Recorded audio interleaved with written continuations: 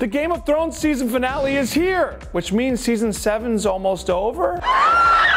Okay, this is too hot and cold for me. You're afraid of fire. Okay, The Hollywood Reporter's Josh Wigler has been all over coverage for last week's Beyond the Wall, and he's broken down everything we learned from that episode and all you need to know to be ready for the big finale. Tell me what they are. Okay, first up, we know a little bit about what's coming in the season 7 finale, The Dragon and the Wolf. Josh Wigler points out that the episode's title certainly hints at some major developments for Daenerys Targaryen and Jon Snow, especially in the King in the North's case. Do you understand? It's also possible, writes Wigler, that The Dragon and the Wolf speaks directly toward one of the story's most important twists. A twist that many fans already know, and one that Thrones has heavily implied but stopped short of outright confirming. He issued an annulment for Prince Rhaegar. Jon Snow is both the dragon and the wolf, the secret son of the late Prince Rhaegar Targaryen and Lyanna Stark. And remarried him to someone else at the same time. If you've been watching this long and didn't know that, I don't feel bad for you. Also, Sam, please let Gilly talk. Snow's set to learn that he's not Ned Stark's son at all. That his biological father is the man his adopted father fought against in a bitter war. That he's the legitimate heir to the Iron Throne, based on the line of succession, which will be a curiously timed revelation given that Jon just verbally relinquished his claim as king in the North and pledged his fealty to Daenerys as his queen. Oh, and Daenerys, she's his aunt, which makes things even more complicated given the growing romance between these two Targaryen relatives. Wow. Alright, bottom line, as Wigler puts it, for a guy frequently accused of knowing nothing, Jon Snow's about to know a lot. Alright, so no big deal for Jon Snow. He's just the rightful heir to the Iron Throne. The queen he's crushing on is his aunt, and oh yes, he's about to face off with another queen, one who also knows a little something about love of family, if you know what I'm saying. In the finale teaser photos from HBO, we see Jaime Lannister and Cersei together, presumably meeting with the King in the North. Technically, it's not the first time Jon and Cersei are inhabiting the same space.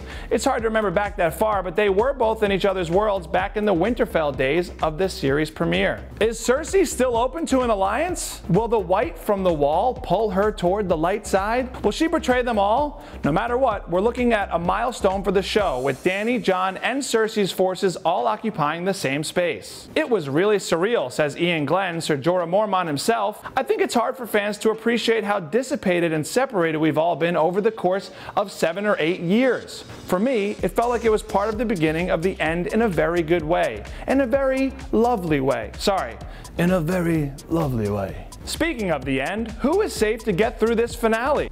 No one. Yep, according to Josh Wigler's interview with actor Christopher Hivju, who plays Tormund Giantsbane, everybody should watch their backs. It's going to be interesting, I can tell you that. It's like Game of Thrones is competing with Game of Thrones in the way that we feel everybody has to take it up another notch to make the fans happy. We're competing with ourselves. Episode 7 is maybe the longest one.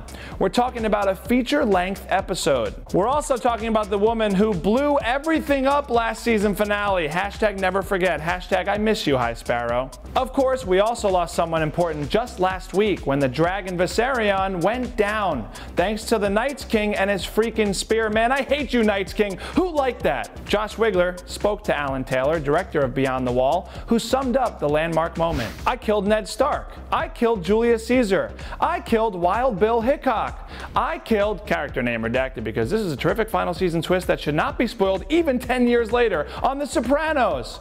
As a director, it's great when you have a moment like that, because you know it's going to have an impact when a character has been established in a way that you've been invested in them.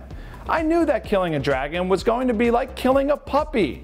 I knew it would have an impact and be a game-changing thing. I was grateful to be able to do it. How dare you, sir?